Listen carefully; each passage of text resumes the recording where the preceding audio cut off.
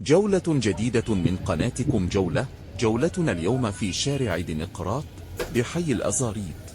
الأزاريط هي منطقة سكنية تابعة لشياخة المسلة بحي وسط بمدينة الإسكندرية في مصر، ويعتبر من أفدم مناطق الإسكندرية لأسباب عدة أهمها موقعه الجغرافي المتميز والذي يقع في منتصف المدينة، ويظهر الفن الروماني بلا بناء الروماني واليوناني القديم والذي ينتشر في جميع أنحاء الإسكندرية وبالأخص في وصل إسكندرية والتي تمثلها بشكل كبير منطقتنا الأزاريطة.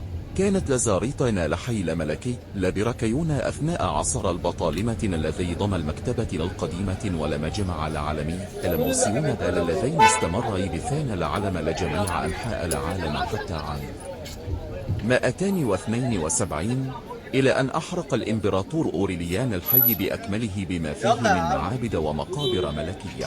وشهد قصة أنطونية وكليوباترا وانتحار كليوباترا بعد هزيمتها في معركة اكتيوم البحرية.